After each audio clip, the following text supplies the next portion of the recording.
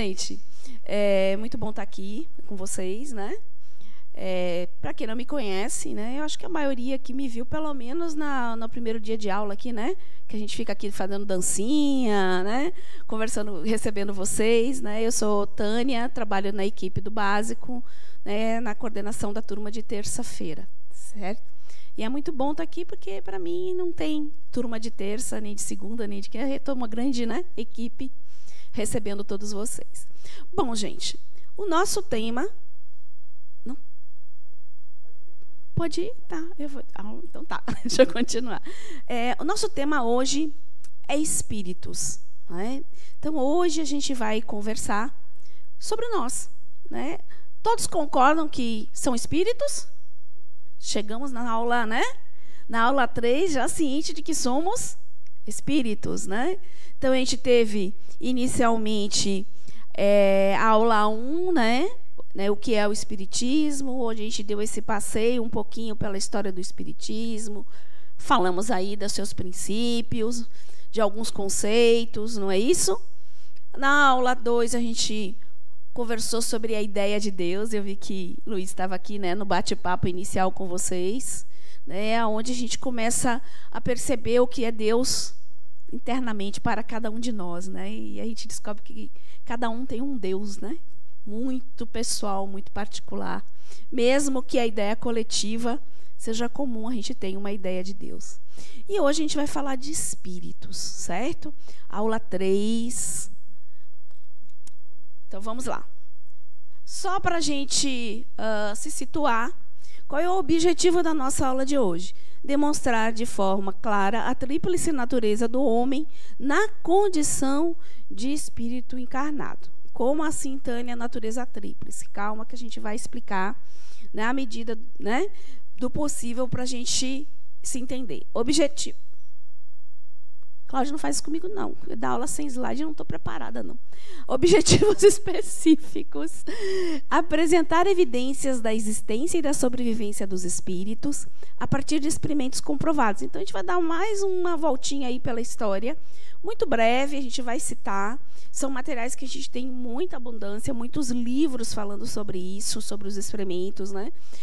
Muito material bacana na internet também, né, de pesquisas, é bem legal, mas a gente vai comentar, explicar a origem, bem como a natureza dos espíritos, uma coisinha bem fácil, né? Explicar, né, nossa origem e nossa natureza, explicar o funcionamento do perispírito e sua importância nos diversos fenômenos físicos e mediúnicos. Quem já ouviu falar de perispírito aqui? Beleza, ótimo.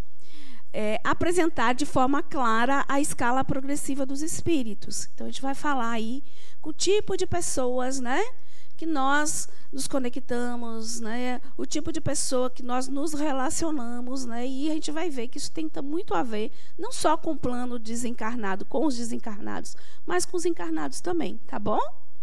Então, vamos lá. Só relembrando a primeira aula, vamos ver se foi Luiz que deu a primeira aula aqui, né? Vamos ver se ele foi bom. Vamos ver, agora eu vou testar. Ele fez essa perguntinha aí, né? Para que serve o espiritismo? Alguém lembra? Vou puxar a orelha do Luiz.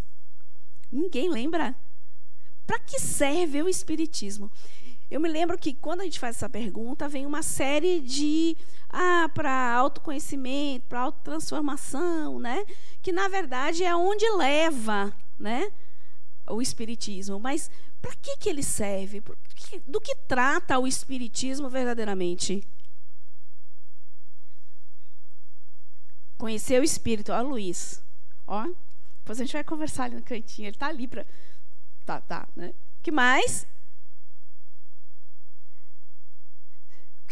O que estuda o espiritismo, gente? Ele fala de quê? Oi? Da vida espiritual também. Pois é, né, Luiz? Depois vai você... Vai ficar todo mundo de recuperação, vão fazer prova de segunda chamada. Vai pegar toda a aula de a reposição, todo mundo.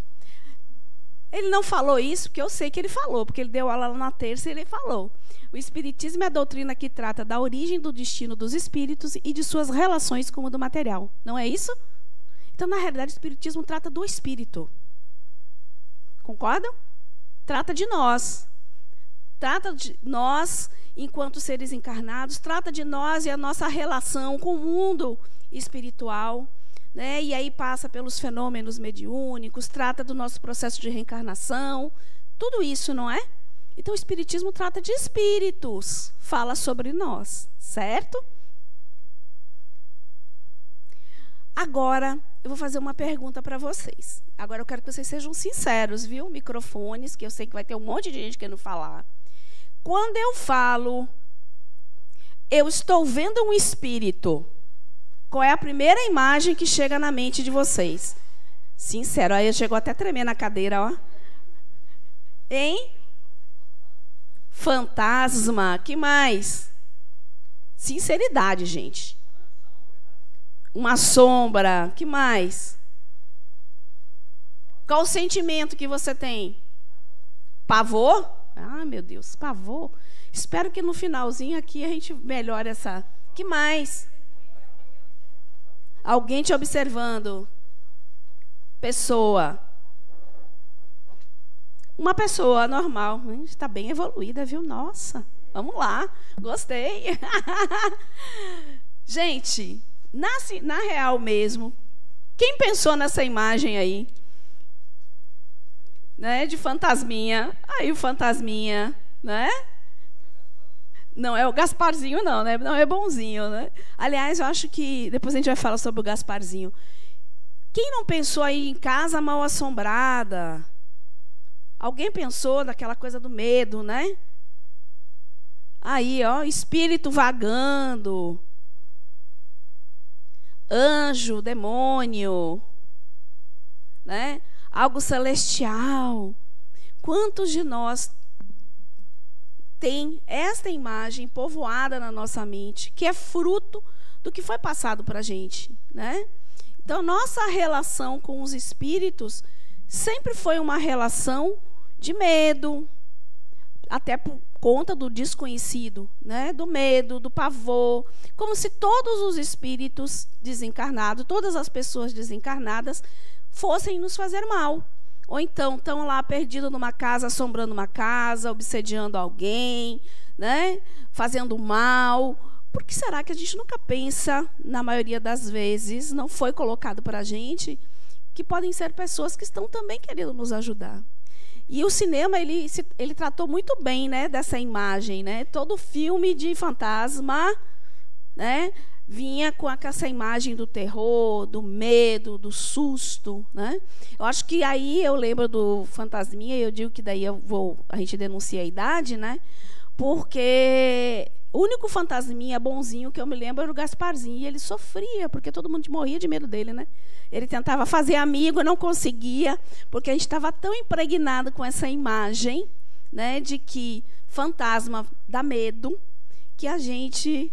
ele não conseguia fazer um amiguinho. Todo mundo corria apavorado, certo? Então, a ideia hoje é a gente desconstruir um pouco isso e trazer o espírito para a real condição dele, que é a nossa condição, porque nós somos espíritos. Somos espíritos encarnados aqui, né? Vivendo essa experiência, né, no plano material, e somos, enquanto desencarnados, espíritos também, né, que vão viver uma outra experiência fora do corpo de carne. Então, mas são pessoas como nós, que estão levando as nossas dificuldades, os nossos medos, as nossas alegrias, os nossos amores, tudo igualzinho, tudo a mesma coisa. Mas tem gente que não tem medo mesmo. Gente, vamos combinar, fazer um combinado aqui. Vamos, quando quiser falar, por conta da gravaçãozinha. Luiz, ali, ó, ela... O pessoal ficar...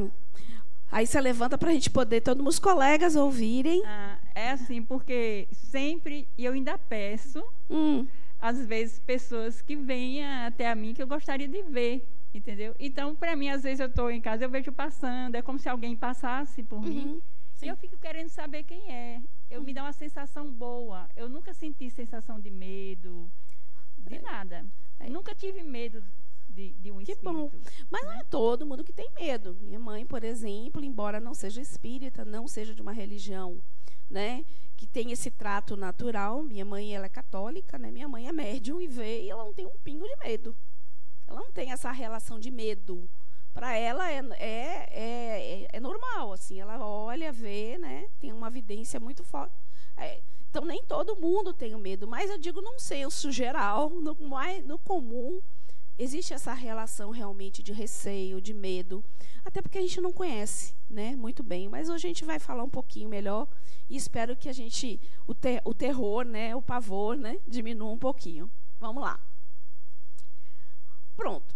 Olha que coisa interessante. Então, eu te falei que a gente vai dar um breve passeio muito rápido, né, na história. Bom, desde que o princípio espiritual, e a gente vai conversar isso numa aula sobre evolução, na próxima aula, né, ele vem se desenvolvendo, a gente vai ver que Deus não cria espíritos prontos, ele cria princípios espirituais que vão se desenvolver. Né? Vão aprender, vão se desenvolver nos vários tipos de matéria, aprendendo os vários tipos de matéria nos diversos reinos, mineral, vegetal, animal, aprendendo as sensações, né, que cada reino desse pode estar passando. Então, ele vai ter esse aprendizado. E ele se torna espírito, a gente vai conversar melhor, no momento em que ele encarna num corpo humano. Quando ele encarna no reino hominal, como a gente chama, ele passa a ser chamado de espírito. Antes disso, ele é um princípio espiritual. E, quando ele encarna enquanto espírito, ele já vem com uma condiçãozinha, com um órgão de sentido já juntinho com ele, além dos órgãos físicos, né, de apreensão dessa nossa realidade, que são os olhos, né, os ouvidos, né? Então, a gente tem os sentidos. Os 5 sentidos são os órgãos que fazem com que a gente perceba essa realidade, concordam? Eu percebo o mundo a partir dos meus 5 sentidos. Mas eu tenho um sentido que me faz perceber uma outra realidade. Alguém sabe que sentido é essa que me faz perceber a realidade do plano espiritual? A mediunidade. A mediunidade é esse órgão de sentido. E desde que a gente encarna, na primeira vez num corpo humano, eu já venho com esse sentido, né? Ainda muito simples, muito primitivo, como tudo no homem primitivo, né? O corpo do homem primitivo era adaptado para aquela época, a mente, o psique para aquela época, a mesma coisa para aquele momento, né? A mediunidade. E como é que a gente sabe disso? Lá nas pinturas rupestres, né, onde o homem registrava da sua forma a sua vida cotidiana, ele tinha um ritual interessante. Se a gente parar para pensar, num primeiro momento da vida primitiva do homem, ele não tinha uma organização de sociedade, não é verdade? Ele era nômade, então ele não estava em grupos grandes como uma cidade, né? A vida dele era muito simples, né? E qual era a vida dele? Era caçar para comer, pegar uma fêmea, puxar pelo cabelo, botar ela na caverna, reproduzir, garantir a espécie e tratar de não morrer por algum predador. Então, a vida dele, ele não plantava, ele não fazia nada. Era muito simples. O corpo dele era muito simples, né? Robusto para aquela situação. A psique dele também, né? A mente dele, o psiquismo dele muito simples, rudimentar, porque ele não tinha complexidade. Né? Não é com a complexidade da nossa sociedade aqui, né? Ele era muito simples, não tinha relações, não tinha trabalho como a gente tem, não tem nada disso. E a mediunidade também era muito simples, mas ela já existia. E a prova era que quando um membro deles lá, o convívio deles, desencarnava, eles colocavam o crânio da pessoa que desencarnou na entrada da caverna. Olha que interessante. Porque eles acreditavam que dessa forma o falecido não retornaria. Imagine, a gente parar para pensar, um povo que ainda, pessoas que ainda não tinham uma cultura religiosa estabelecida, não tinham uma sociedade, não tinham nada. De onde que eles tiraram isso? Quem viu a possibilidade de aquela pessoa voltar? Vocês concordam, né, que algum médium vidente, né, naquela época que já estava mais ativadinho, viu em algum momento, né, esse espírito que desencarnou. Então, já tinha isso, eles colocavam, a gente está falando lá da era primitiva, lá, né, nesse tempo. Então, é muito interessante a gente parar para pensar e ir lá para os primórdios, né? E a gente vai dar um salto bem grande agora e vai vir para esse momento. Quem é que já ouviu falar do oráculo de Delfos? Né? Os oráculos eram templos, né, que eram erguidos em homenagem a seus deuses, né? E lá, nesses templos, né, você tinha as sacerdotisas, as pitonisas, né, que eram médiums, né, que se prestavam ao intercâmbio mediúnico com os espíritos. E os oráculos nada mais eram do que as consultas que a população fazia aos espíritos, né, aos deuses, aos seus deuses, né, sobre a vida cotidiana. E é uma coisa bem interessante, depois a gente vai estudar na mediunidade, que houve um momento em que esse intercâmbio espiritual era muito normal nas várias culturas. Do primitivo até um determinado período, era natural.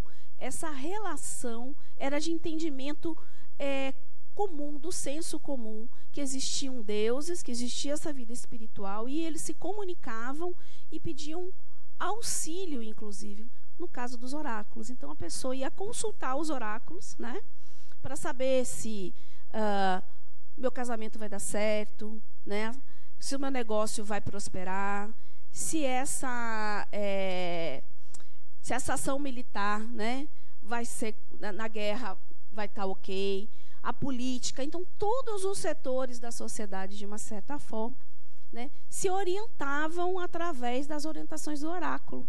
Então, a sociedade não fazia nada sem a consulta dos deuses, né? E as pitonisas ou sacerdotisas eram médiuns que entravam em transe, né?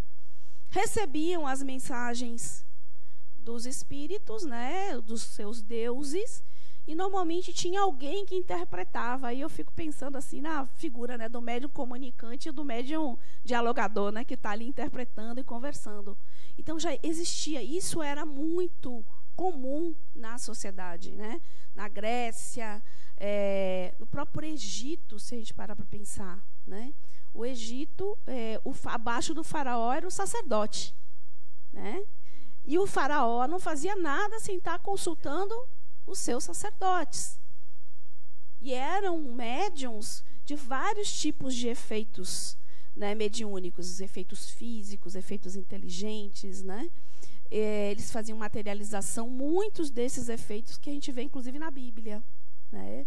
Relatados na Bíblia, né? Que os próprios apóstolos, Jesus, né, faziam, né, vários tipos de... apresentavam vários tipos de fenômenos mediúnicos, que a gente também vai estudar com bastante detalhe, né? Na antiguidade, na Índia, China, Egito e Grécia, recebiam mensagens do outro lado da vida através de sacerdotes, hierofantes e pitonisas. Então, era muito comum isso, né? Esse intercâmbio, essa relação. Não existia dúvida sobre o mundo espiritual. Não existia dúvida sobre a vida após, né, após a morte. No Egito tem até o Livro dos Mortos, né, que é um verdadeiro manual, né, de como, né, a pessoa que desencarnou deveria prosseguir na sua jornada para conseguir, né, a vida eterna. Quem conhece essa figura aí, Joana d'Arc? Quem já ouviu falar? Joana d'Arc, ela era médium desde novinha, né? Muito jovem, ela já via espíritos. E conta a história, né, que ela recebeu uma visão desses 3 espíritos aí, né, Arcanjo Miguel, Santa Catarina e Santa Margarida, que convocaram ela, que disseram que ela tinha que entrar para o exército da França para combater a Inglaterra naquela Guerra de 100 anos, né, e que era importante que ela fosse defender, né, a França. E assim ela fez. Ela conseguiu chegar até o rei, né? Tentou, chegou até o rei. Tem toda uma história que daí ela corta os cabelos, se veste homem, entra no exército, e muitas das incursões delas, militares, foram orientadas por espíritos e tiveram, por esses espíritos, e tiveram sucesso, certo? Aí todo mundo sabe a história. Quem viu o filme dela, aqui, Joana d'Arc, né, aos 19 anos, ela é queimada na fogueira, né? Acusada de bruxaria, de heresia, né, uma série de outras coisas, né, porque ela era uma médium vidente. Né. Claro que houve também uma questão política, né, por trás dessa, né, mas, enfim, o que condenou ela foi o fato, o que eles acharam de brecha para condenar ela foi justamente a mediunidade. Né. E nessa época tivemos muito isso, né, muitos alquimistas, médiuns videntes, curandeiros, várias pessoas que se utilizavam da mediunidade, né, na sua vida para ajudar, né, para esse contato, foram mortos nessa época, certo? Vamos falar um pouquinho de Swedenborg. Swedenborg foi um médium vidente. Ele é sueco, né? Ele fez parte, inclusive, do parlamento sueco. Ele era um homem de influência. Ó. Ele era inventor, teólogo, filósofo, astrônomo, pesquisador de geologia, anatomia, catedrático em matemática e poliglota. Ele era um homem das ciências, mas também da filosofia. E ele era vidente. Tem uma história, inclusive, que ele está num jantar com amigos, né, determinadas pessoas, e ele tem a vidência, ele vê que está acontecendo naquele momento um incêndio em Estocolmo, e ele estava bem distante. E naquela época não tinha WhatsApp, né, gente? Então não tinha como ele ficar sabendo, né? Não tinha rede social. Né? E 3 dias depois, se eu não me engano, se confirma que realmente que ocorreu esse incêndio, né? E ele falava sobre a mediunidade dele, essa frase aí: o Senhor abria os olhos do meu espírito para ver, perfeitamente desperto, o que se passava do outro lado, e para conversar em plena consciência com anjos e espíritos. Então ele via evidência, ele tinha um contato muito intenso com o mundo espiritual e de muita troca. Swedenborg, antes, né, porque o período dele aí, ó, século XVIII, ele já falava em esferas espirituais. Ele já falava em ectoplasma como esse fluido, né, que emanava, né, das pessoas. Ele já falava que anjos e demônios eram pessoas em estados evolutivos diferentes. Olha o que ele já falava, século XVIII. Né? Então, ele já falava do mundo espiritual, falando do mundo espiritual como um mundo pleno de vida, de ação, de pessoas. Né? Então, ele já é muito interessante, tem muito material dele também para pesquisar, os trabalhos dele, o que ele falava. E, lembrando aqui que a gente viu isso na primeira aula, não viu? As irmãs Fox. Aqui, ó. Peraí, só um momentinho. Ela vai... Só o microfone.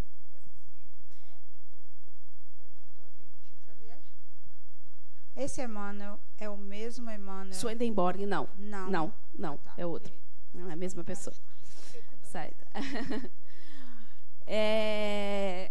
Sim. E um outro evento que vem no século XIX, a gente sabe que a gente já estudou aqui, lá na primeira aula, que o século XIX foi um século de muita manifestação dos espíritos, né?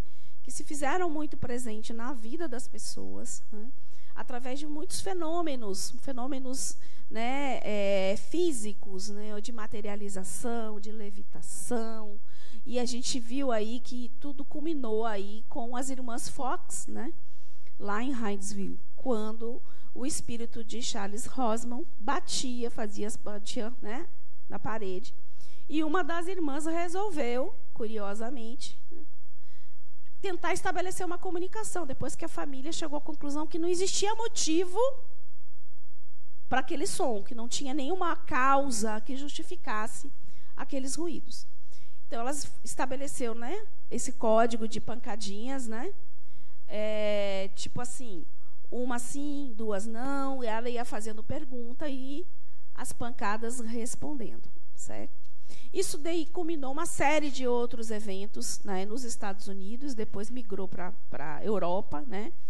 E foram várias reuniões na época mediúnicas, né, que eram de fenômenos mediúnicos, das mesas girantes, por exemplo, né, onde os médiuns ficavam, né, nas mesinhas e estabeleciam ali, faziam perguntas e num código de alfabeto, né, a mesinha ia lá, batia na letra correspondente e iam formando as palavras, certo?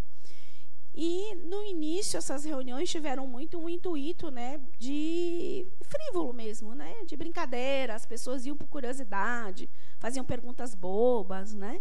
Mas o fato é que essas reuniões, muitas delas, originaram depois, né, encontros sérios, mediúnicos, de estudo, de aprofundamento. Mas, inicialmente, essas reuniões começaram assim, certo? Foi uma época que o pessoal fala, né, de uma invasão, uma verdadeira invasão dos espíritos, né? É como se os espíritos realmente chegassem e dissessem, olha, eu existo. Existe algo além. Eu estou aqui, né? Existe aqui uma inteligência por trás de tudo isso. Pode falar. Eu já fiz muito. É bem idêntico esse da mesa, né? É do copo. Uhum. Essa brincadeira do copo, Essa né? brincadeira do copo. E uma vez a gente estava fazendo e veio formando as palavras, pedindo para uma pessoa que estava presente se retirar, porque disse que ela era muito gaiata. Isso procede? Pode sim, pode acontecer sim. Pode ser uma brincadeira só, mas se você está ali, no momento que você está ali, concentrado, tem médiums que possam estar ali se conectando, é possível sim, né, de se tornar realmente mediúnico, né? Algumas não, algumas eram só brincadeiras, mas pode sim, viu? Pode sim. Então, o fenômeno consistia no movimento sem causa física, aparentemente, de mesas em torno de quais reuniam-se nos salões pessoas de todas as classes sociais e épocas. E foram essas reuniões que chamaram a atenção de uma pessoa muito importante para o espiritismo. Quem foi? Allan Kardec, que num primeiro momento foi estudar isso, pensando em provar que não tinham relações com espíritos, que através do magnetismo ele poderia explicar todos esses fenômenos, porque ele era magnetizador, ele estudava, foi na época, né, lá de Mesmer, né, magnetismo animal, estava se estudando muito isso. Tá?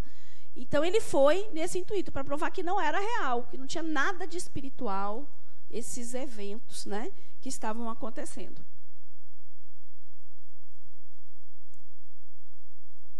E chamou a atenção também de um outro cientista, que é o William Crookes. A gente falou também um pouquinho lá, né, na primeira aula dele. E o William Crookes, também como Kardec, foi presenciar as reuniões, foi participar no intuito de provar que não eram reais. Ele também estudava o magnetismo na época. E ele foi nessas reuniões, né, ele reunia grupos de pessoas muito sérias, né, confiáveis, né, preparavam toda aquela ambiência, e ele foi estudar os fenômenos de materialização, em especial de uma médium, Florence Cook,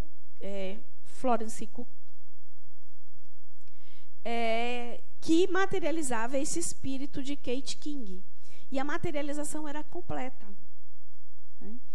E ele foi, estudou, pesquisando, tirou fotos, ele pesou, ele mediu, ele tirou temperatura, né? Ele tocava desse espírito materializado, e ele fez várias fotos, que eram várias fotos na época, né? Porque hoje a gente pega um celular, tira 1000 fotos brincando. Naquela época, tirar uma foto era um processo, né? Mas ele conseguiu várias fotos, né, para embasar o estudo dele. Então, ele estudou durante muito tempo, de forma sistemática e séria, sobre esses fenômenos de materialização. E aí, ao final do estudo dele, olha a conclusão que ele chega. Não digo que é possível, eu digo que é real. E é muito interessante, assim, como assim, Tânia? Ele tocou no espírito, ele mediu, ele pesou o espírito. Na realidade, né, o que ele viu, o que ele tocou, o que ele pesou é um corpinho aí que a gente vai ver ali na frente, chamado perispírito. Então, as propriedades do perispírito que possibilitam, né, toda essa...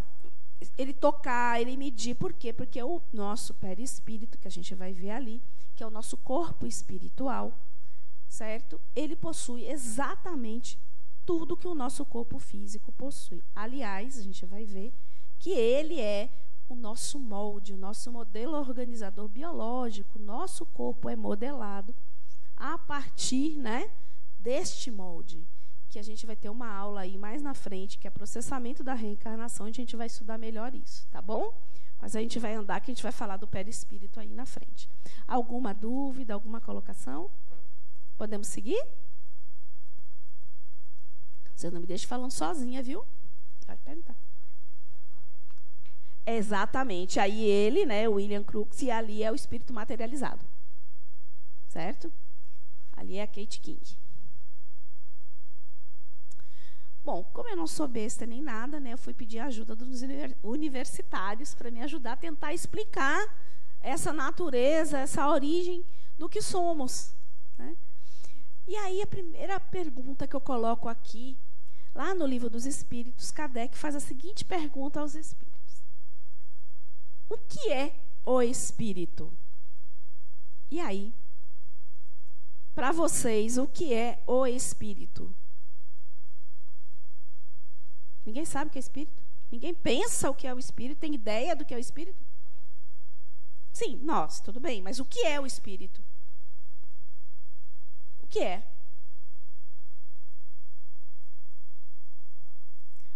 Ele continua com fantasma. Vamos ver se a gente muda isso até o final da aula. Bora. O que mais? O que é o espírito, gente? Qual a ideia que você tem de espírito? Tirando aquelas ideias fantasmagólicas, mas como você definiria o espírito? Ah, pronto. Eu acho que é a centelha divina. Centelha divina. O que mais? A consciência divina. A energia. Energia. A gente vai discutir um pouquinho sobre essa questão da energia, já já. Consciência divina. Alguma ideia a mais? Vamos ver o que os espíritos... Quem lembra o que os espíritos responderam? Tem mais alguém aqui, não? É a vida. É a vida. É a manifestação da vida. Manifestação da vida. Quem lembra o que os espíritos responderam para Kardec? Vou colocar que nem eu lembro assim de cor, não, viu? Vamos lá. O princípio inteligente do universo. Ele chegou e respondeu simplesmente isso. Esclarecedor, né? A gente continua com uma baita interrogação ainda, né? Não entendendo nada. Mas aí Kardec não ficou satisfeito, chegou e pergunta: e qual a natureza íntima do espírito? Para ver se conseguia arrancar mais alguma coisinha, né? E aí os espíritos respondem: o espírito não é fácil de ser analisado na vossa linguagem. Para vós, não é nada, porque o espírito não é uma coisa palpável, mas para nós é alguma coisa. Sabeis bem que coisa nenhuma é o nada, e o nada não existe. Esclarecedor também, né? Quando eu li isso, eu disse: pronto, não respondeu nada para mim ainda, né? E eu vou confessar para vocês, gente, que quando eu comecei a ler o Livro dos Espíritos, me irritava profundamente ele chegar e dizer assim: não é fácil de ser analisado pela vossa linguagem. Eu disse: está me chamando de ignorante. Eu sou uma pessoa que estudo, sou até esforçada. Se me explicar, eu vou entender. Por que não me explicam? Então, é muito comum no Livro dos Espíritos: ah, você não tem linguagem, você não tem como compreender. Quem já leu isso? Não tem? E aquilo me irritava muito. E à medida que eu fui andando nos estudos, né, e que fui entendendo o tamanho da minha ignorância realmente, eu fui me acalmando. E aí eu faço um paralelo assim, que para mim foi muito legal para eu internalizar essa minha falta de linguagem, essa falta de entendimento. Vamos voltar lá para aquele homem primitivo das cavernas, que vivia lá na caverna, que se reproduzia, comia e pronto. Imagine a vida dele, o psiquismo dele, a mente dele, está preparada para entender aquele mundo que ele mal entende. Porque se cai um trovão, ele tem medo, porque ele não entende, né? Então, muito no primitivo que foi alegado aos deuses foram os próprios fenômenos da natureza, pela falta de entendimento do homem, né? E eu pegasse esse mesmo homem primitivo e colocasse aqui, no nosso mundo hoje, como ele é. Desse um iPhone, não, ele dá, que não ia nem pegar, né? Aí passa, quem é seu nome mesmo? Deixa eu ver aqui. Seu nome? Manuela, com o telefone celular falando, nem olha para ele. Passa um avião, carro, gente falando uma loucura, né? Carro na pista, para lá e para cá. Vocês acham que mesmo que ele visse, ele conseguiria processar do que se trata? Ele não conseguiria, ele ia bugar total, né? Porque ele não tem como entender, ele não tem conhecimento, ele não tem referência para poder entender o que está acontecendo naquele momento. Ah, aquilo é um avião, ele vai olhar para você, primeiro não vai entender a linguagem, porque ele não tinha nem linguagem, né? Avião, o que é avião? Né? Isso é um iPhone, um celular, viu? A gente se comunica aí com pessoas à distância. Ele vai entender, por mais que você explique. Para você é óbvio, para ele não. Então, eu me recolhi um pouquinho e entendi realmente. Imagine se eu vou querer ter a pretensão, no atual momento evolutivo, meio de entender a minha própria origem. A gente não consegue entender a nossa própria origem. Entender Deus, entender o universo. Então, os espíritos vão largando exatamente, foram passando para a gente aquilo que era possível a gente absorver. Mesmo assim, ainda, né? Tem muita coisa que ele não...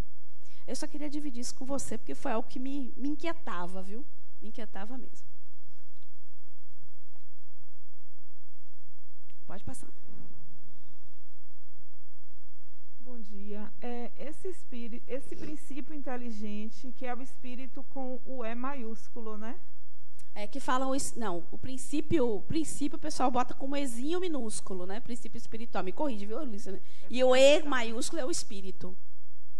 O espírito já, né? Eles fazem essa diferenciação, né? Mas que espírito com E maiúsculo é quando já está realmente encarnado num corpo humano, vamos dizer assim. O espírito é sinônimo da matéria ou sua propriedade, como as cores são propriedades da luz e o som do ar. E aí, vocês acham que o espírito é sinônimo de matéria? É a mesma coisa que matéria? Não. Não? Alguém discorda? Não. Teve alguém aí que falou que espírito, energia, né? Energia é o quê, gente? É o que a energia?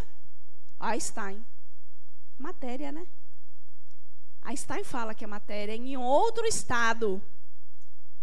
Mas é matéria. Energia é matéria, é igual a matéria. Tem até aquela formulazinha E igual a mc ao quadrado. Né? E a partir dessa fórmula ele comprova que energia é igual a matéria, em estados diferentes. Certo? Então, espírito não é energia. E olha o que ele responde. Ambos são distintos, mas é preciso a união do espírito e da matéria para que a matéria se torne inteligente. Vocês concordam com isso? Uma matéria bruta tem inteligência? Uma cadeira não tem inteligência. Uma mesa não tem inteligência. Né?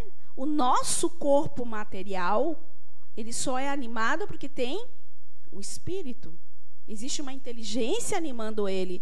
Prova é que quando a gente desencarna, você tem lá um corpo inerte, né? Sem vida, sem movimento, sem cor, sem nada. Parece um boneco. Né? Uma pessoa, quando você vê uma pessoa, quando desencarna, vê o corpo. Porque o que anima a matéria é a inteligência, é o espírito. Então, esse corpo, esse personagem que eu sou hoje aqui, Tânia, né, encarnada, é animado pelo espírito, na minha essência, que eu sou. Então, a matéria, ela só é animada quando tem uma inteligência, né, fazendo isso. Teria, então, no universo dois elementos gerais, a matéria e o espírito. O que vocês acham? Eu posso dizer que no mundo é matéria e espírito? Ou tem mais algum elementinho aí? Vamos lembrando. Tem mais um aí. Quem é? Não. Perispírito é matéria. Gente, vocês conversaram sobre isso na semana passada. Hein? Deus. Não é? Sim, e a suma de tudo isso, Deus, o Criador, o Pai de todas as coisas. Essas coisas são o princípio de tudo que existe. É a Trindade universal. Certo? E aí a gente vê aqui a Trindade universal e vamos relembrar. Então, nós temos essa Trindade, Deus, Espírito e matéria.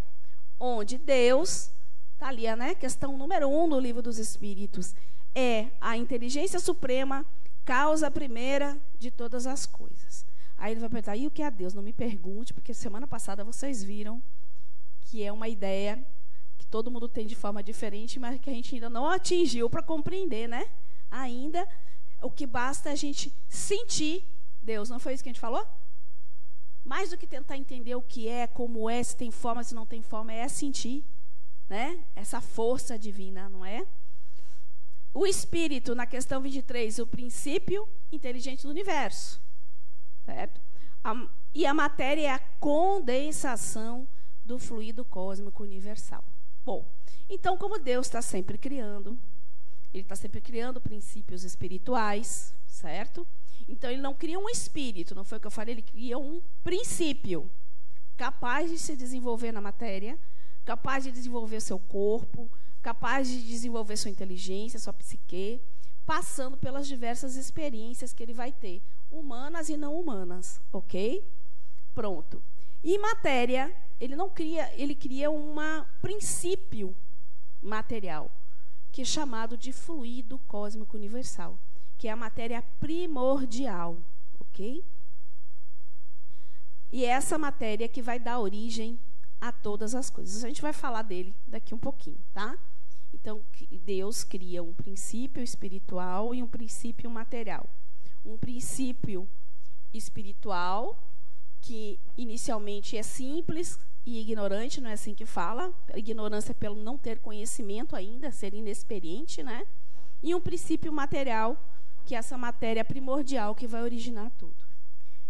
Continuando aqui, ó Kardec de novo. Então, que definição se pode dar aos espíritos? Olha a resposta dos espíritos. Podemos dizer que os espíritos são os seres inteligentes da criação. Eles povoam o universo além do mundo material. Então, são seres, né, incorpóreos, vamos dizer assim, que não estão, né, num corpo de matéria, que estão habitando lá o mundo, o plano espiritual em todo o universo. Porque lá no Espiritismo não fala sobre pluralidade de mundos habitados, então existe vida em todo o universo, de todas as formas, né? Não só aqui. Aqui é um, né, dos orbes habitados por uma nossa espécie humana aqui, né?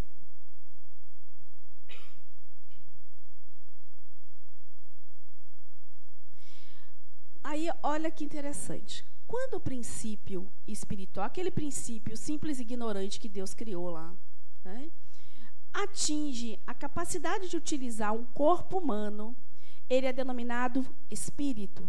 Portanto, a origem dos espíritos remonta à criação do princípio espiritual, o qual foi e é gerado por Deus. Quando a gente fala que ele adquire essa capacidade, é quando ele já começa a se entender enquanto um ser individual, quando ele começa a adquirir uma individualidade. Então, ele inicia simples e ignorante. Qual é o primeiro reino onde esse princípio espiritual vai experienciar, vai habitar? Qual é o reino mais primitivo que nós temos aqui na Terra? Tem um antes do vegetal. O mineral, né, que são as rochas, os minérios, né, que tem uma vida, vamos dizer assim, coletiva. Você tem cadeias de montanhas, você tem um princípio de atração, né, tem uma matéria mais bruta, que esse princípio vai se apropriando, né, vai se apropriando dessa experiência da atração mineral, né, desse reino. quando ele já não tem mais nada, porque nós somos assim, viu? Né? O princípio espiritual, o espírito é assim. Quando aquele princípio espiritual não tiver mais nada para adquirir naquele reino, ele vai para o próximo, que é o vegetal. O vegetal, você já tem uma matéria diferenciada, um tipo de matéria diferenciada. Você já tem um princípio de sensibilidade, porque planta também tem sensibilidade, né? Já tem um sistema ali digestivo inicial, um princípio de alimentação, não é isso? Através da fotossíntese. Então, ele vai experienciando ainda de forma muito coletiva, né? Porque as plantas é de forma coletiva, né? Você tem uma floresta, você tem um conjunto de arbustos, você tem a grama. Se a gente parar para pensar, sempre como se fosse uma, não digo consciência ainda, mas como se fosse algo coletivo mesmo, né? Uma experiência coletiva. Aí, quando não tiver mais nada para o reino mineral oferecer, ele vai para o animal. E aí ele vai ter as várias espécies de animais que estarão em níveis diferenciados também, né? Então, tem animais que têm ainda um senso coletivo muito grande. Concordam comigo? Peixe. Peixe, quando um movimenta, todo mundo movimenta, né? Eles vivem em cardumes, né? Agora, uma vaquinha, por exemplo, está lá pastando, está lá na manada, ainda é coletiva. Mas se ela, de repente, uma vai lá, se afasta e passa sozinha, né? Aí você já vê, por exemplo, os cães se relacionando com o homem de uma forma muito mais, né, próxima. Tem vezes que a gente olha, parece que já é uma pessoa que está ali, né, tentando se comunicar. Tem animais que são incríveis, né? Cães, gatos. Mas ainda é um sentido muito coletivo. Ali você já tem um sistema de reprodução, né, já mais aprimorado, digestivo mais aprimorado, o instinto, ó, o que a gente adquire. A questão instintiva nossa. E assim acontece a mesma coisa. Quando a gente experienciou aí essas várias espécies nesse reino, finalmente eu chego ao princípio e encarno num corpo humano. Neste momento, encarnei no reino nominal, passo a ser um espírito, já com senso de reconhecimento de sua individualidade. A gente para de pensar, né, coletivamente, agir somente no coletivo. Ok? Isso vai ficar mais claro para vocês na aula de evolução, onde cada reino desse, certo? Vai ser destrinchado. Por hora, é para a gente entender que o princípio espiritual passa por esse processo para chegar ao espírito. Tá certo? Tá tranquilo até agora? Posso seguir? Vamos lá. Na questão 80 e 81, fala o seguinte: Deus criou o espírito pela sua vontade, como faz em relação a tudo no universo. Como Deus jamais deixou de criar, a criação dos espíritos é permanente. Então, essa fonte criadora que gera esses diversos princípios espirituais, como se fossem sementinhas, né, que vão se desenvolvendo, é constante, ela não para. Ela é contínua, né? Aí, por que ele faz isso? Pela vontade dele, está dizendo aí, né? Então, quem sou eu hoje para discutir, né, a vontade do divino, ok? Tranquilo? Vamos passando. E a gente volta para o tal fluido cósmico universal.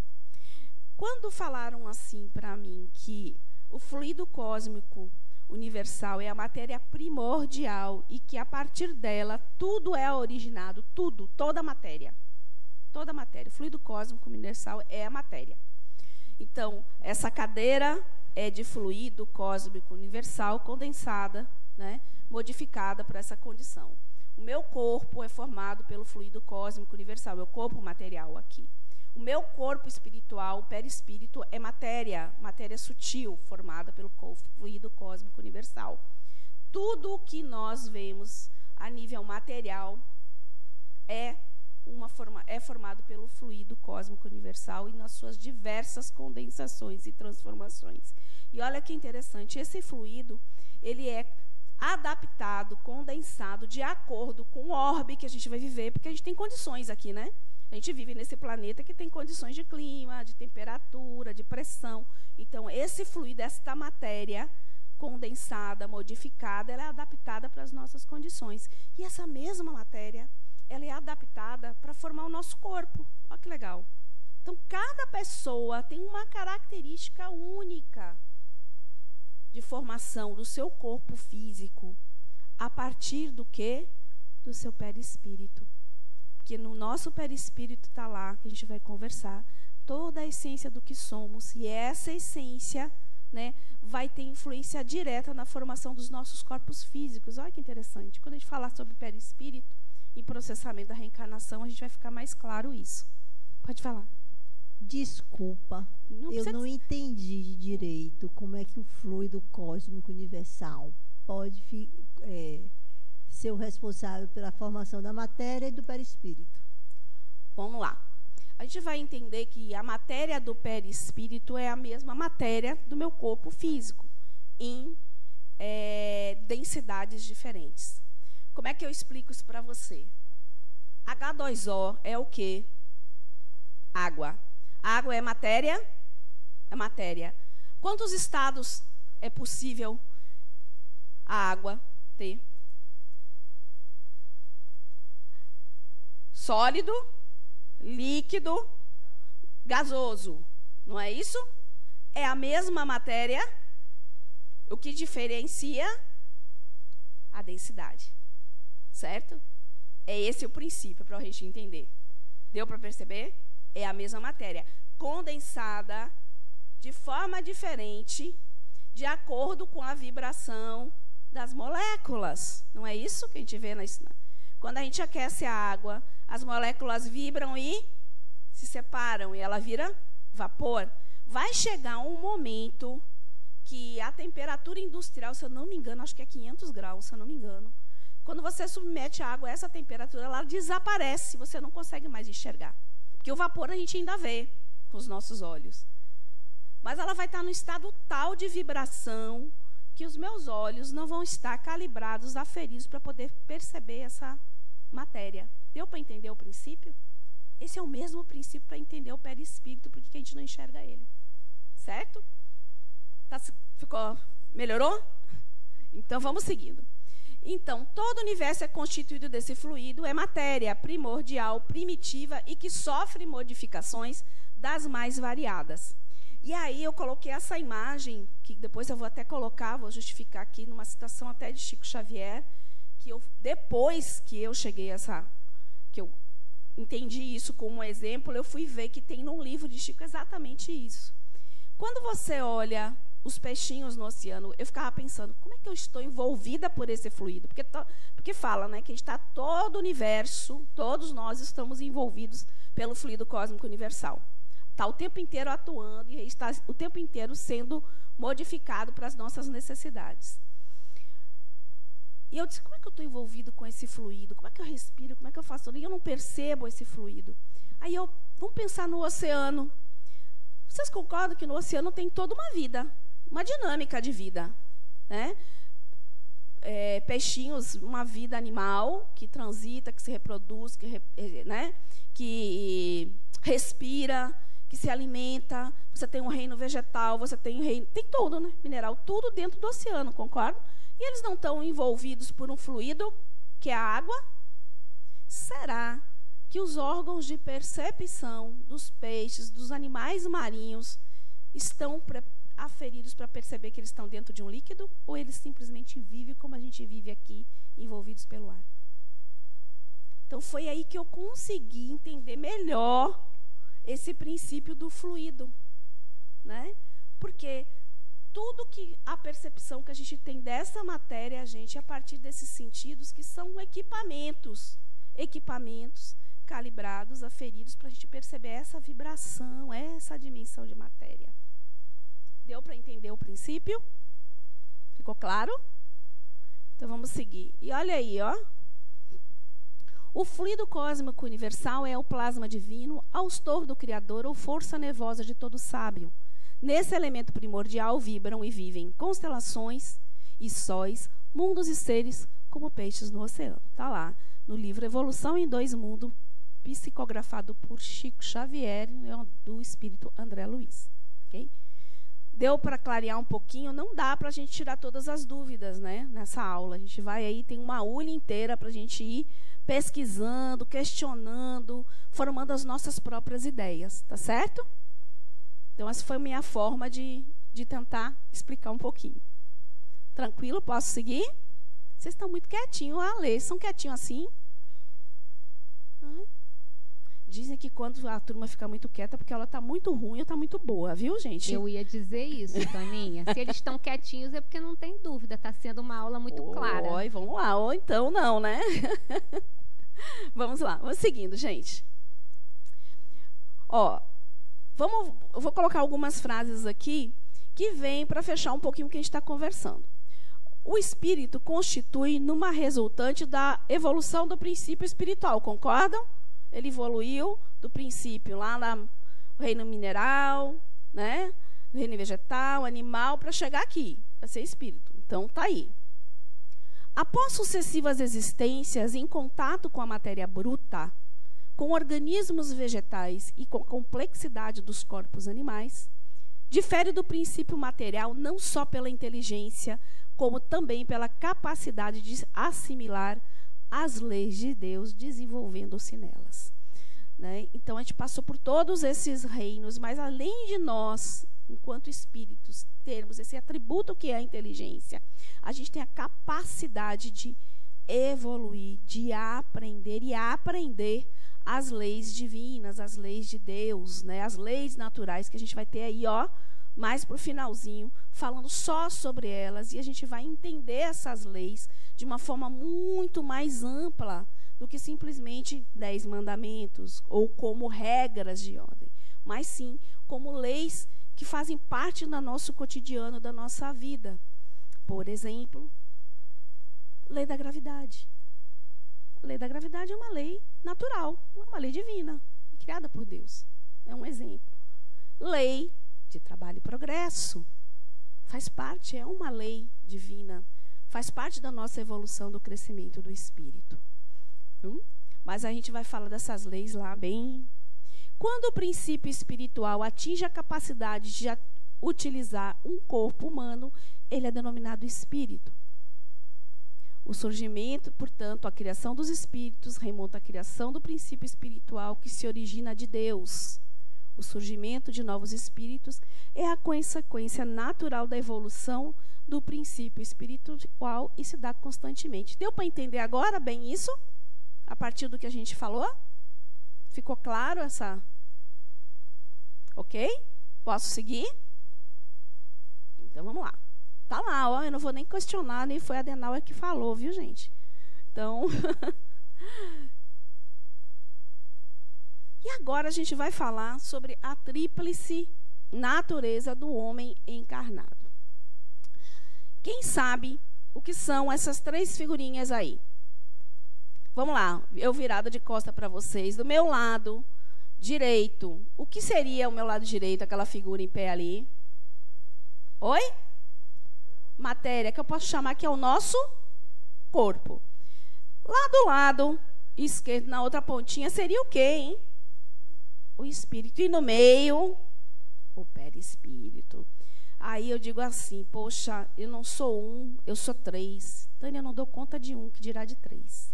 Mas essa é essa natureza. E por que a natureza tríplice do homem encarnado? Por que fala homem encarnado? Porque tem um elemento aí, né, gente? Que é o corpo. Quando eu desencarno, eu deixo de ter esse corpo e estou na minha forma espiritual, né? No meu corpo astral. Né? Meu espírito está se utilizando deste corpo para se manifestar na dimensão espiritual. Aliás, é isso que o espírito faz. O meu corpo material é um instrumento de manifestação do espírito na dimensão material. Um instrumento de manifestação do espírito na dimensão espiritual é o perispírito, porque o espírito ele não está em nenhuma dessas 2 dimensões. Ele está na dimensão do espírito. Para ele estar se manifestando aqui, ele precisa desses corpos. Esses corpos são instrumentos que possibilitam um rebaixamento, né, dessa vibração que é o espírito. Esses corpos nos auxiliam o espírito a entrar numa frequência que ele seja possível se manifestar aqui. Porque ele direto não conseguiria se manifestar aqui.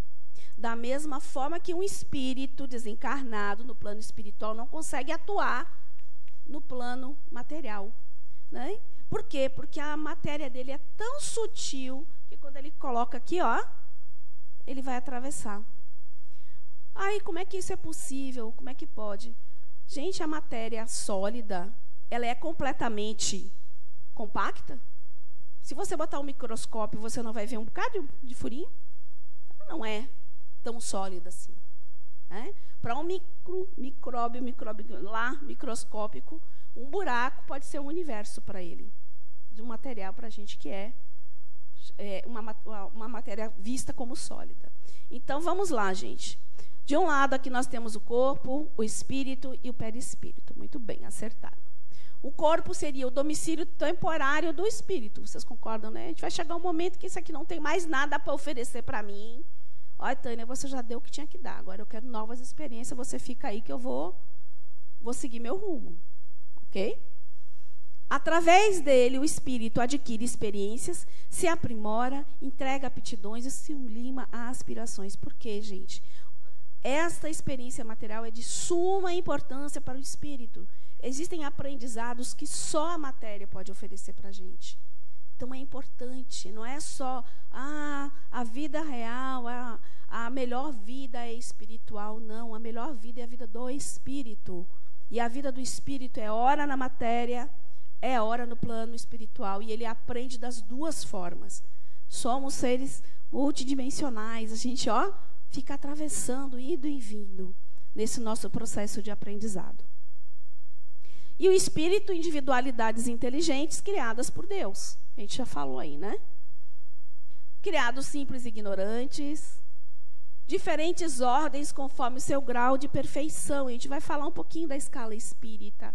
Vai ver que ela não é tão assim rígida, né? Mas existe, né? Assim como nós temos pessoas de todo tipo, né? Nós convivemos aqui encarnado com pessoas com pensamentos muito diferentes, com atitudes muito diferentes, uns com atitudes já um pouco mais elevadas para algumas coisas, de melhor entendimento, outros não, ainda no processo de aprendizado. Não é isso? O mundo dos espíritos, dos desencarnados, é igualzinho, não muda nada. É a mesma coisa. A gente vai conversar um pouco lá na frente. E tem como objetivo melhor a perfeição. Há quem diga que, na realidade, a gente quer entender o que nós somos. Na verdade, a nossa busca é saber quem somos. Né? E o homem vem aí, na filosofia, lá dos primórdios da filosofia, com aquelas perguntas: quem sou, da onde vim, da onde eu vou, e até hoje a gente ainda faz essa pergunta. Então, o desejo real do espírito é saber quem ele é. Porque a gente não sabe. Né? A gente não tem ideia, a gente não consegue entender a nossa mente. Né? A gente não consegue entender nem o cérebro físico, como ele funciona direito. Né? Imagine. Perispírito. Então, o perispírito é o envoltório do espírito, certo? Fluídico e semimaterial. É a ligação entre o corpo, entre o espírito e o corpo. O perispírito, ele faz justamente essa função. Ele é matéria, certo? Mas é uma matéria muito sutil. Sutil o suficiente para se relacionar com o espírito e de origem material, de forma que ela possa se relacionar com a matéria, né? Com o meu corpo, né, material. E ele tem uma ligação íntima, muito próxima, célula a célula, do nosso corpo físico. Lembra que eu falei que ele é um molde, né, para o nosso corpo, inclusive. Tá certo? Vamos avançar um pouquinho para a gente... Então, ele, na realidade, é um envoltório do espírito. Tá? Sobre o perispírito, né, a origem da palavra vem do grego, peri, significa em torno, e espíritos, alma e espírito. O envoltório sutil e perene do espírito, que possibilita a sua interação com os meios espiritual e físico. Esse termo foi empregado por Kardec pela primeira vez no item 93, ok? Ele faz essa interação, ele é perene, porque quando eu desencarno, o meu corpo físico deixa de existir, mas o meu perispírito permanece. E no meu perispírito está lá a essência de tudo que eu sou. Né? A nossa mente, na realidade, está lá, a nossa psique está lá. E todo esse vamos dizer que é o nosso HD, né, que armazena tudo que nossas experiências relevantes, importantes para o aprendizado do espírito. Por isso é que quando a gente morre, o corpo morre, nós continuamos, a nossa consciência permanece. Ela está lá, no perispírito. Formado pelo fluido cósmico universal, sua natureza varia, não só de acordo com a evolução moral da alma, como também com as condições do orbe que irá habitar. A natureza do perispírito é material, porém muito sutil. Pode-se dizer que é a quintessência da matéria. Ela é tão sutil, que a gente não percebe. E olha que interessante, quanto mais evoluída a pessoa, quanto mais ela já aprendeu, quanto mais ela já absorveu essas leis naturais, essas leis divinas, quanto melhor ela atua no mundo, para ela e para o outro, mais sutil é a sua matéria. Todas as propriedades do perispírito que eu vou apresentar para vocês são maiores quando a pessoa vai atingindo, conforme a gente vai se depurando, conforme a gente vai aprendendo, conforme a gente vai integrando essas habilidades, a gente vai sutilizando o nosso próprio perispírito. Quanto menos o meu entendimento, mais grosseira será a minha matéria, tanto do corpo físico quanto do corpo espiritual. Isso é bem interessante. Isso rebate no corpo físico, isso também. Tanto é que um homem primitivo era bem grosseiro, né? O corpo do homem, né, primitivo não era bem grosseiro.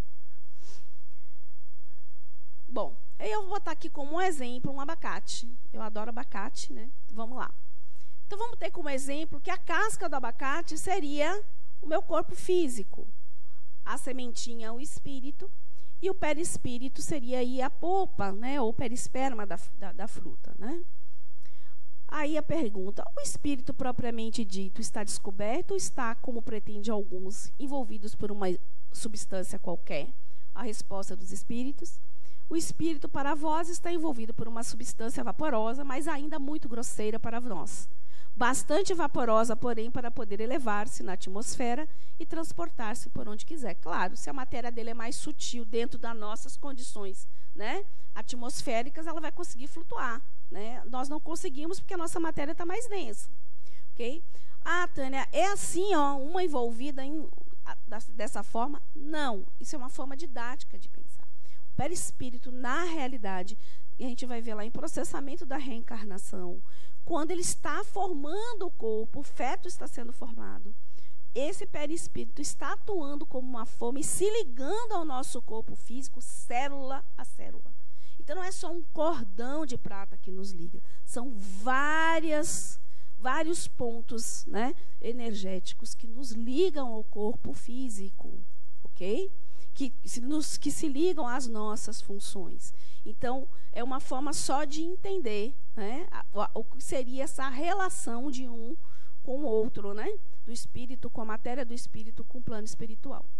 Assim como o germe de um fruto está envolvido pelo perisperma, o espírito, propriamente dito, está revestido em um envoltório que, por comparação, podemos chamar de perispírito, ok?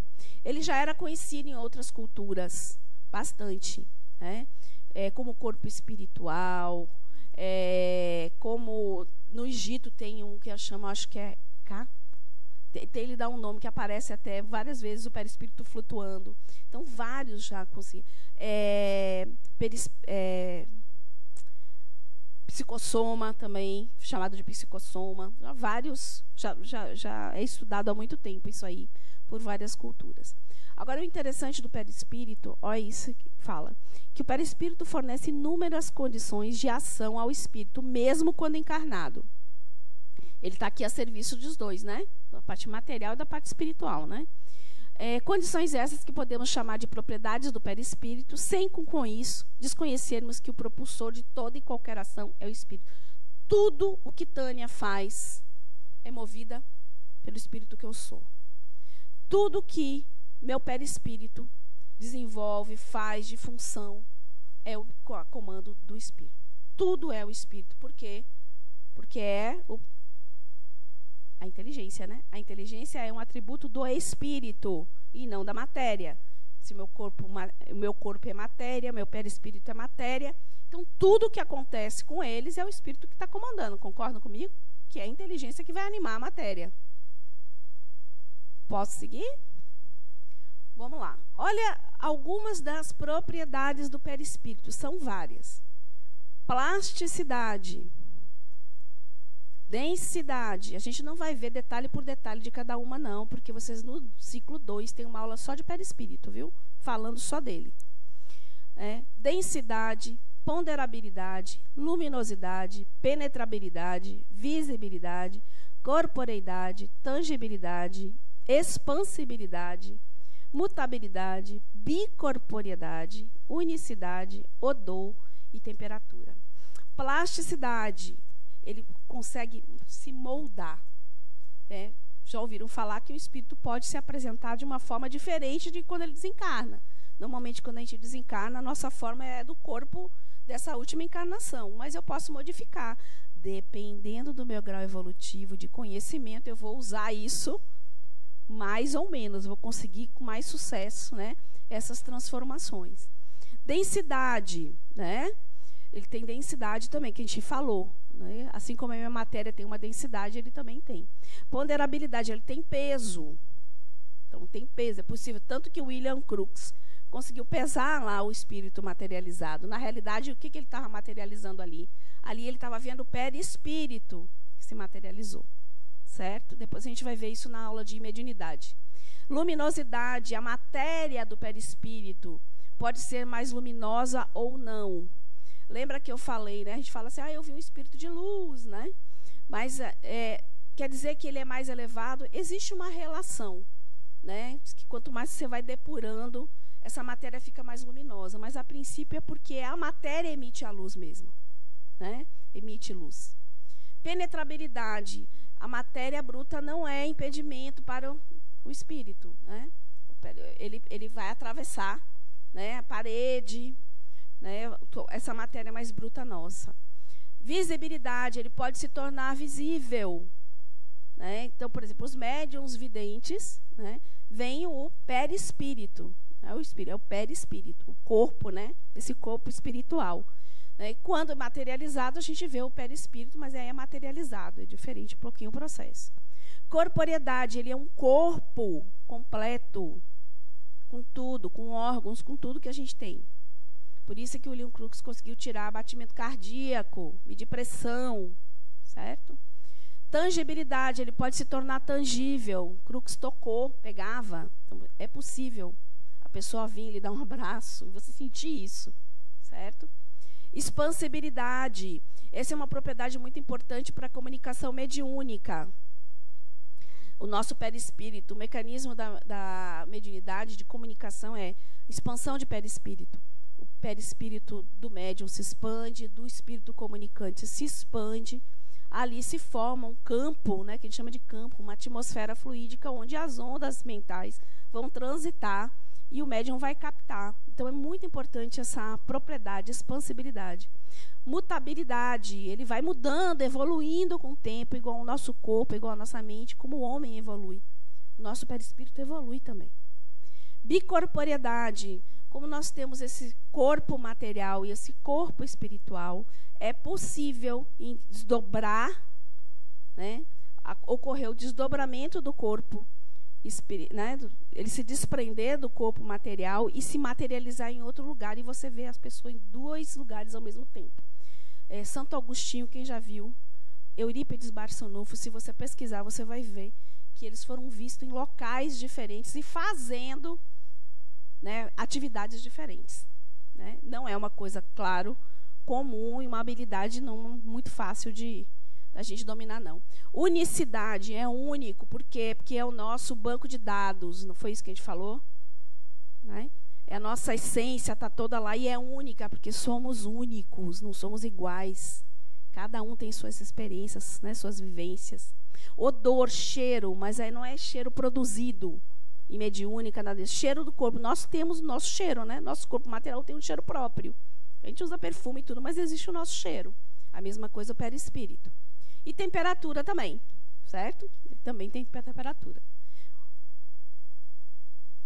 Mas, aqui, na realidade, o perispírito não é um corpo único, ele é um conjunto de estruturas destrinchadas aí em corpo astral e corpo mental. Surgiu ali um outro corpo aí, o etérico, estão vendo? Então, na realidade, nós somos um conjunto de 7 corpos. Um corpo material, um duplo etérico, o astral, o mental superior, búdico e átmico. O corpo físico a gente já falou, e o duplo etérico é o nosso corpo energético. É esse corpo que vai se formando à medida que o nosso corpo físico está sendo formado, ele também está sendo produzido e vem carregado com uma quantidade de energia para a nossa encarnação. E ele vai durar mais ou menos dependendo do quê? Do cuidado que eu tiver com ele. Eu posso tanto abreviar isso, o meu corpo, né, os cuidados que eu tenho comigo, como eu posso também prolongar, ganhar, né, um tempinho de vida útil maior. O corpo astral, que já faz parte aí da estrutura do perispírito, é o nosso corpo emocional, né? Corpo mental inferior, superior, búdico, todos mentais, né? E o átmico, que seria o espírito. Essa estrutura do perispírito destrinchada também vocês vão ver. Eu vou dar só aqui uma ideia do que é cada um, ok? Vamos lá. Corpo físico é o veículo de manifestação do espírito na dimensão material. Isso a gente já viu, né? Duplo etérico, ou corpo vital, semimaterial, fluídico, alimenta o nosso corpo de vitalidade e a ligação direta com o nosso sistema imunológico. Ele está muito ligado ao nosso... Tanto é que as cirurgias espirituais, as curas espirituais ocorrem, desse corpo, no corpo energético nosso, certo? Ele capta os fluidos, ele capta essas energias, ou ele tanto densifica para jogar para o corpo material, como ele também sutiliza e joga para o corpo espiritual, certo? O nosso corpo astral, que é uma das estruturas aí do perispírito, é o nosso corpo emocional, é sede dos núcleos energéticos potencializados de afeto, de emoção, tudo aquilo que a gente viveu, que foi significativo, está lá armazenado nesse corpo.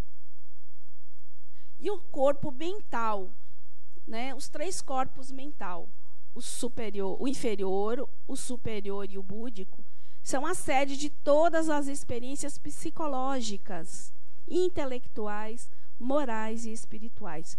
Tudo que o espírito é em essência. É interessante, como se fossem banquinhos de dados, não é?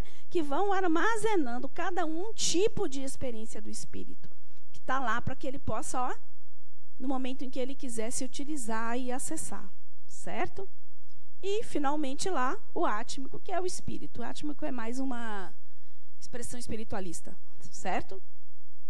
Não vai dar para entender o perispírito hoje, Tânia? Não. Hoje é para vocês saberem dessa estrutura, o que cada uma delas representa, e depois vocês vão ter uma aula só sobre ela, uma a uma, viu? Mas é uma estrutura fantástica, muito importante para nosso aprendizado, né? Para armazenar nossas experiências. E aqui nós temos, assim como nós temos os nossos órgãos físicos no corpo físico, nós temos os nossos órgãos espirituais, que estão locados aí, no duplo etérico e no perispírito, que são os centros de força ou chakras, né? Que são vórtices de energia que captam essas energias, né? E usinam essas energias. E eles estão intimamente ligados no nosso corpo pelos plexos, certo? E tem ligação também com as nossas glândulas endócrinas. Ele tem uma função endócrina muito grande no nosso corpo. O perispírito liga o espírito à matéria. A ligação do duplo etérico, veículo e reserva de nossa energia vital, com o corpo físico e o corpo espiritual, é feita através dos centros de força. Então, essas energias transitam através, certo? Dos centros de força. Absorve o fluido vital e o distribui pelo corpo humano, além de o transformar em fluidos sutis, enviando-os para o corpo astral, que é o perispírito. Então, eles captam essa energia vital, certo? Usinam essa energia, ou mandam densificada para o corpo material, ou sutiliza para o corpo e espiritual. E essa energia vem do quê? Do fluido cósmico universal. Essa energia vem da alimentação, vem do ar, vem da água, vem de tudo. Certo? Ó, aqui, ó, rapidamente, meu tempo está esgotando aí. Centros de força, ou chakras, né? É uma palavra sânscrita que significa roda, círculo, disco, centro, plexo, chakras, né? O significado de chakras. Centros de transferência e conversão de energia entre as duas dimensões do ser. Não foi isso que a gente está falando? Material e espiritual. Ele está aí, ó, fazendo esse fluxo energético. Ó, vou só apresentar e falar rapidinho de cada um, porque também no ciclo 2 vocês têm uma aula só de centros de força, né? Genésico, modelador da forma e estímulos criadores. Gástrico, está ligado às emoções, penetração de alimentos e fluidos, digestão e absorção. Esplênico, regula a distribuição dos recursos vitais, formação, reposição de defesas. Cardíaco, sentimentos, emoções, equilíbrio. Laríngeo, comunicação, controle da fala e respiração. Frontal, sustentação dos sentidos, visão, tato, olfato, paladar. E coronário, que é a consciência do espírito, comanda os demais e recebe os estímulos do espírito. Aí a gente vai ver, todos eles estão ligados a glândulas, todos têm uma função importante física, inclusive no nosso biológica, no nosso corpo, certo? E faz essa ligação entre essas duas realidades do ser. Aí agora, rapidinho aqui, a gente vai falar aqui da escala espírita. E a gente vai começar falando o seguinte, que os espíritos, eles se organizam de acordo com seus níveis evolutivos e por afinidades de propósito. Alguma coisa diferente daqui? A gente não faz isso encarnado também? A gente se liga a pessoas que têm afinidade, né, que têm um propósito similar, gostos similares, né? A classificação dos espíritos baseia no seu grau de adiantamento, nas qualidades que já adquiriram e nas imperfeições das quais ainda tem que despojar, né? Então, a gente vai se relacionar com quem é similar, né, a nós. E agora é interessante, quando a gente fala em escala espírita, para a gente não ser muito rígido, né? E eu acho muito legal isso aqui, em observações, a questão 100 e observações preliminares, olha o que fala. Esta classificação nada tem de absoluta. Nenhuma categoria apresenta caráter bem definido, a não ser no conjunto. De um grau a outro, a transição é incepcível, pois, no limite, as diferenças se apagam, como nos reinos da natureza, nas cores dos arco-íris ou ainda nos diferentes períodos da vida humana. Pode-se, portanto, formar um número maior ou menor de classes de acordo com a maneira por que se considerar o assunto. Isso quer dizer o seguinte, não vamos estigmatizar e dizer assim, eu sou um espírito classe tal. Por quê? Porque a gente flutua entre uma coisa e outra. A gente pode dizer que é totalmente bom, a gente pode dizer que é totalmente mal. Não. Funciona da mesma forma. Então, fazemos coisas muito boas, às vezes erramos, é a mesma coisa. E aí eu vou fazer rapidamente aqui uma perguntinha que o Luiz fez aqui, que eu acho massa, eu adoro, né? E vou dar a oportunidade para vocês. Agora a gente vai ter que ser rápido, porque meu tempo...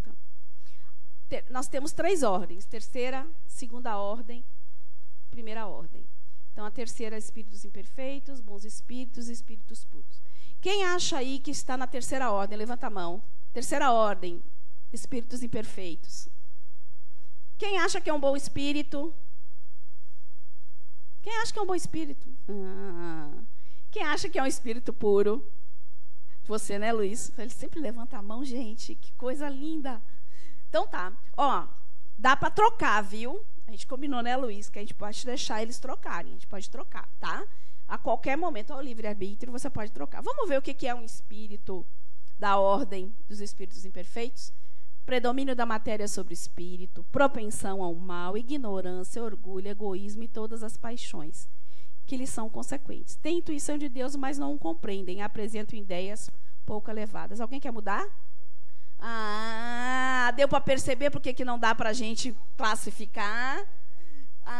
Agora olha a segunda ordem. Predomínio do espírito sobre a matéria, compreendem Deus e o infinito. Quando encarnados são bons e benevolentes para com seus semelhantes. Tem provas a passar até que atinjam a perfeição e a evolução. Vocês concordam que a gente está entre um e outro? Não é isso? A gente está oscilando, por isso que não tem como classificar e dizer, eu sou tal coisa. Né? E o espírito puro, influência da matéria nula, já atingiram a perfeição, despojaram-se de todas as impurezas da matéria, não estão mais sujeitos à reencarnação. Quem será que teve aqui na Terra que é o único espírito que a gente conhece assim? Conhece não, que a gente já ouviu falar, né? Jesus, né? Jesus. Acho que Luiz, vamos, menos, né? Menos, Jesus, menos, né, amigo? Fora isso, tem essas, eu não vou falar delas, está lá no Livro dos Espíritos, mas além das ordens, eles têm classes, né, que também flutuam entre as classes, né? Então, impuros, levianos, pseudo-sábios, neutros, perturbadores e batedores, né? Está aqui na terceira ordem. Na segunda, superiores, prudentes, sábios e benevolentes. E lá na primeira é puro mesmo, e pronto, ok? E é só para finalizar aqui, os espíritos não são seres a parte da criação divina. Nós todos somos espíritos em processo de evolução, sujeitos às mesmas leis do mundo espiritual. Uns no corpo físico, outros fora dele. Todos estamos submetidos às leis de Deus. Os espíritos fora do corpo físico constituem o nosso futuro após a morte, tanto quanto somos a realidade deles quando retornam. Os espíritos estão longe de serem iguais, diferindo em elevação, de acordo com o grau de perfeição alcançados. Ok? Essas são as referências. Eu gostaria de agradecer, atrasadíssima. Você tem 1 minuto para dar avisa, coisa linda. É 30 minutos, né? Meu Deus, eu me enganei. Então, vamos fazer alguma coisa, né? Gente, essas são as referências, né, usadas para a aula. Agora, eu acho que o importante, né, dessa aula é trazer para vocês que somos todos espíritos. É trazer para vocês essa condição natural. Ora estaremos encarnados, ora desencarnados. Né? E que a gente tem um potencial imenso de aprendizado, um potencial imenso de se relacionar na matéria, fora da matéria. Né? E que a gente faz transições, né? São as transições, né? A gente vive essas nossas duas realidades, para que a gente perca o medo do fantasma, que a gente tire o preconceito do pavor, de achar que quem está lá do outro lado, né? Como dizem o pessoal, né, que está lá do outro lado, que na realidade não é bem assim também, é uma pessoa que veio para te fazer um mal. Quantas vezes tem um amigo meu que conta uma história que é bem legal, para a gente refletir. Diz que ele estava em casa e um vizinho bateu na porta dele, vizinho do lado, morava na casa do lado, pedindo ajuda. Ele estava desesperado, estava numa situação muito difícil, foi procurar ajuda dele. E ele pegou, abriu a porta, sentou, o vizinho sentou no sofá, eles conversaram, ficaram, né, bateram papo um bom tempo. E aí o vizinho foi embora. No outro dia o vizinho dele desencarnou. Aí ele está em casa, como bom médium, vidente, batem na porta. Ele abre a porta e é o mesmo vizinho. Só que ele já estava desencarnado. Desesperado, perdido e não sabia o que tinha acontecido. Você faria o quê? O que você faria se seu vizinho desencarnado batesse na sua porta, querendo conversar desesperado? Hein? Sincera. Hã? O que mudou? O que mudou? O corpo sumiu, exatamente. Nada. É o mesmo vizinho, com as mesmas dificuldades, com os mesmos sentimentos, precisando da mesma ajuda. Então tá bom, tá ótimo, tá no caminho, né? A lei é o seguinte, te entreguei a turma no horário antigo. E aí? Gente, que bom, que bom. Alguma dúvida, gente? Alguma colocação? Não? Dúvidas um monte, né? Mas a gente vai tirando aí à medida do possível. Eu queria agradecer, né, e pedir desculpa, viu? Porque eu fui no ritmo da aula de 10 horas, né? Tá bom? Um beijo, um abraço, viu? E bom final de semana.